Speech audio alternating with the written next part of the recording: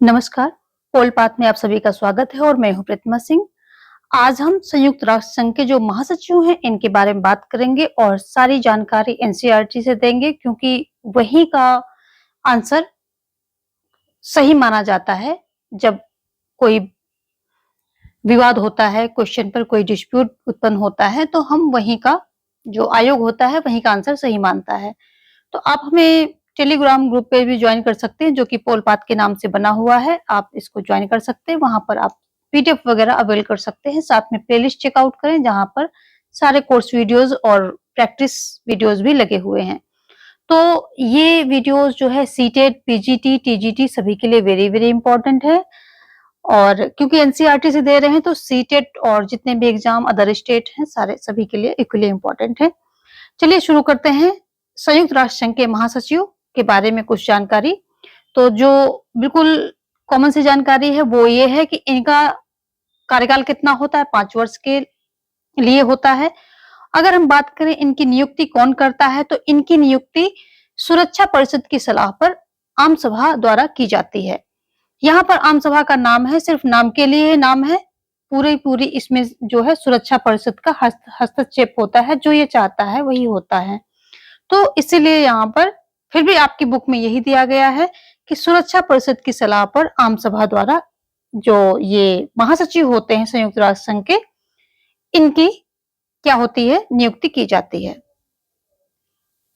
सबसे पहले हैं ट्राइगुली, ये 1946 से 52 तक रहे हैं, ये सबसे पहले हैं तो इसलिए इंपॉर्टेंस इनकी बन जाती है।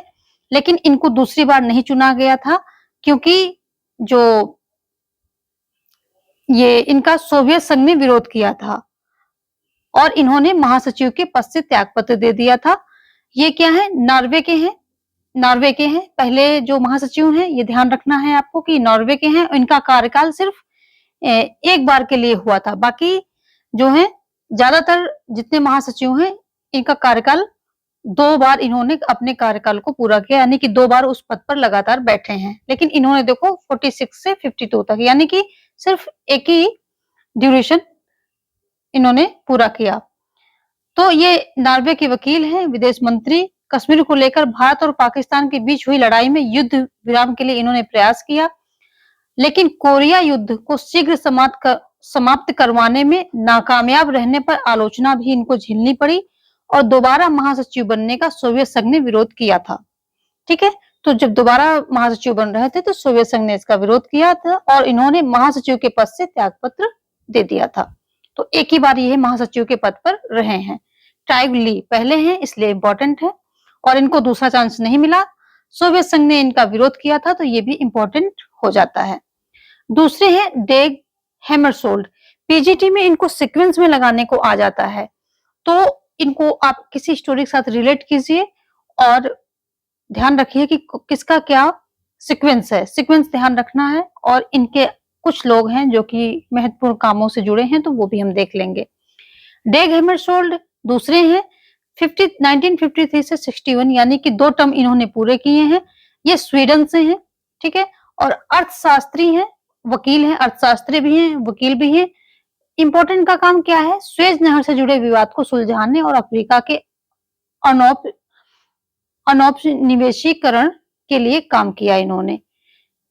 कांगो संकट को सुलझाने की दिशा में किए गए प्रयासों के लिए मरणोपरांत नोबल शांति पुरस्कार से इनको सुशोभित किया गया। सोवियत संघ और फ्रांस ने अफ्रीका में इनकी भूमिका की आलोचना की।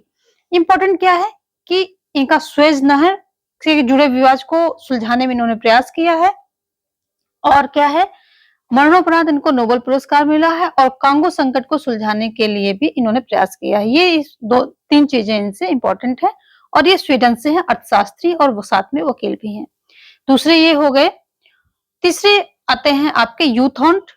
यूथॉन्ट भी इन्होंने भी 2 टर्म पूरे किए हैं, 61 से 71, यानी कि 5 वर्ष का होता है और तो इन्होंने 2 टर्म पूरे किए हैं।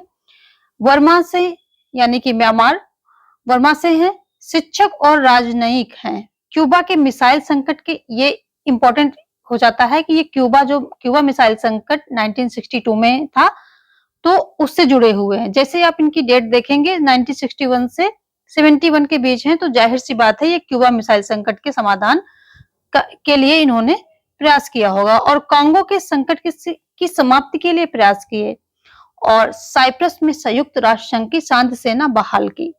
वियतनाम युद्ध के दौरान अमेरिका की आलोचना की। तो ये जो है 2 बार किए और अगर इंपॉर्टेंट पॉइंट इसमें क्या है, मिसाइल क्यूबा मिसाइल संकट के समाधान के लिए इन्होंने प्रयास किया, तो ये बात आप इनके बारे में याद रखेंगे। तो अब हमारे चौथे जो कुर्ट वाल्डहीम है, ये 72 से 81 तक रहे हैं, ऑस्ट्रिया से संबंधित है और कूटनयिक और विदेश मंत्री हैं। नामीबिया और लेबनान की समस्याओं के समाधान के प्रयास किए हैं। बांग्लादेश में राहत अभियान की देखरेख की है। इनके बारे में इंपॉर्टेंट बात यह है कि तीसरी बार महासचिव पद चुने जाने की दावेदारी का चीन ने विरोध किया था। तो इनको जो तीसरी बार इनका काम अच्छा था, तो तीसरी बार इनकी दावेदारी जो इन्होंने की थी, तो उसके लिए चीन ने इनका विरोध कर दिया था। तो कुर्ट वाल्डहीम, इनके बारे में ये इंपॉर्टेंट है कि तीसरी बार ये चुने जाने वाले थे और चीन ने इसका विरोध किया था। आगे आपके पांचवे आते हैं जेवियर पेरेज दा कुइयार। ये पेरू से हैं, वकील और राजनयिक हैं। साइप्रस, अफगानिस्तान और अल सल्वाडोर में शांति स्थापना के लिए प्रयास किए। नामीबिया की आजादी के लिए मध्यस्थता। फॉकलैंड युद्ध के बाद ब्रिटेन और अर्जेंटीना के बीच मध्यस्थता। कुछ खास इनके बारे में इंपॉर्टेंट नहीं है, तो इसको तो आप थोड़ा हल्के में लेंगे। जो बहुत ज्यादा इंपॉर्टेंट है याद कर सकते हैं तो सब कुछ याद कर लें, नहीं तो जो बहुत ज्यादा इंपॉर्टेंट है वो मैं आपको बताती रहूंगी कि क्या इंपॉर्टेंट ज्यादा है। ये बुतरस घाली, ये बहुत ज्यादा इंपॉर्टेंट है। 1992 से 96 के बीच में, यानी कि इन्होंने सिर्फ एक टर्म अपना पूरा किया है। देखो एक टर्म वाले यहाँ पर 2 हैं, तो पहले वाले थे और दूसरे ये बुतरस घाली हैं। ये मिस्र से हैं, राजनयिक, विधिवेत्ता और विदेश मंत्री। एन एजेंडा फॉर पीस नामक रिपोर्ट इन्होंने जारी की थी और इसीलिए फेमस हैं। ये अक्सर क्वेश्चन में पूछा जाता है, एन एजेंडा फॉर पीस नामक रिपोर्ट किसने जारी की, तो बुतरस घाली ने जारी की, इसलिए ये इंपॉर्टेंट हो जाता है। इनको ध्यान रखना है आपको। और इनका टर्म भी एक ही था, इन्होंने 2 टर्म पूरे नहीं किए। मोजाम्बिक में संयुक्त राष्ट्र संघ का सफल अभियान चलाया। बोस्निया, सोमालिया और रवांडा में संयुक्त राष्ट्र संघ की असफलताओं के लिए आरोप लगे। गंभीर असहमतियों के कारण अमेरिका ने दोबारा महासचिव बनने का विरोध किया था। तो Boutros Ghali an agenda for piece से संबंधित है, जो कि बहुत ही इंपॉर्टेंट है। और दोबारा महासचिव बनने का विरोध किसने किया था, अमेरिका ने किया था। चलिए आगे देखते हैं। आगे आ जाते हैं आपके कोफी ए अन्नान, ये घाना से हैं। संयुक्त राष्ट्र संघ के अधिकारी एड्स, टीबी और मलेरिया से लड़ने के लिए एक वैश्विक कोष बनाया। अमेरिकी नेतृत्व में इराक पर हुए हमले को अवैध करार दिया। 2005 में मानवाधिकार परिषद तथा शांति संस्थापक आयोग की स्थापना की। तो देखो यहाँ पर जब आएगा ना, तो 2005 में मानवाधिकार परिषद की स्थापना होती है और ये कोफी अन्नान उसी समय यहाँ पर क्या रहते हैं, महासचिव रहते हैं। तो ये दोनों चीजें इंपॉर्टेंट है, इन दोनों को रिलेट करके आप ध्यान रखेंगे। मानवाधिकार परिषद तथा शांति संस्थापक आयोग की इन्होंने स्थापना की और 2001 का नोबेल शांति पुरस्कार भी इनको मिला। काफी अच्छा काम किया है इन्होंने। कोफी अन्नान घाना से हैं और काफी अच्छा काम किया है। और इम्पोर्टेंट थिंग इनके बारे में यही है कि 2005 में जो ये दोनों संस्थाओं की स्थापना हुई, इसको संस्थापना में यानी कि इसकी स्थापना में इनका हाथ था। चलिए आगे देखेंगे। कोफी ए अन्नान के बाद आ जाते हैं वान की मून। 2007 से 16 यानी कि 2 टर्म इन्होंने किए। कोरिया गणराज्य से हैं, यानी कि दक्षिण कोरिया से। कूटनीतिक और विदेश मंत्री हैं, थे उस समय। इस पद पर बैठने वाले दूसरे एशियाई हैं। तो दूसरे एशियाई हैं, जलवायु परिवर्तन पर प्रकाश डाला, सहस्राब्दी विकास लक्ष्य और सतत विकास लक्ष्य पर ध्यान दिया, यूएन वीमेन के निर्माण के लिए काम किया, युद्ध वियोजन और परमाणु निशस्त्रीकरण पर जोर दिया। तो ये बान की मून कोरियाई गणराज्य से हैं, यानी कि दक्षिण कोरिया से हैं। अब आ जाते हैं आपके एंटोनियो मैनुएल दे ओलिवेरा गुतेरेस, जिनको शॉर्ट में गुतेरेस बोला जाता है। ये 2017 में नियुक्त किए गए और अभी भी वर्तमान में यही हैं। पुर्तगाल के प्रधानमंत्री ये हैं और पुर्तगाल के प्रधानमंत्री कहाँ से कब तक 1995 से 2002 तक रहे हैं। United Nations high commissioner for refugees ये 2005-2015 तक इस पद पर भी रहे हैं। सोशलिस्ट इंटरनेशनल के अध्यक्ष यानी कि 1999 से 2005। अभी वे संयुक्त राष्ट्र के 90 महासचिव हैं।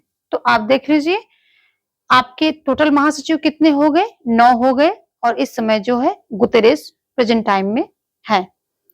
तो 9 महासचिवों में आपको इनके सबसे ज्यादा जरूरी है कि आप इनके सीक्वेंस याद रखें। बहुत आसान है सीक्वेंस याद रखना। इनके फर्स्ट अक्षर से आप कोई एक स्टोरी बना लीजिए और इनको ध्यान में रखिए।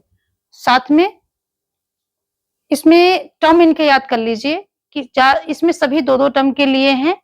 सिर्फ जो बुतरस घाली हैं ये एक टर्म रहे थे और जो पहले वाले थे वो एक टर्म रहे। बाकी सभी 2 टर्म के लिए रहे। तो आप उसको उससे मैच कर सकते हैं। क्वेश्चन आने पर आप डिवाइड कर सकते हैं। अगर सन पूछता है तो आप उससे डिवाइड कर सकते हैं कि सब लगभग 10-10 साल तक रहे हैं, तो वो भी देख सकते हैं आप। तो इनका सीक्वेंस आपको पक्का याद रखना है और जो इंपॉर्टेंट चीजें हमने बताई हैं 2-4 वो भी याद रखनी है।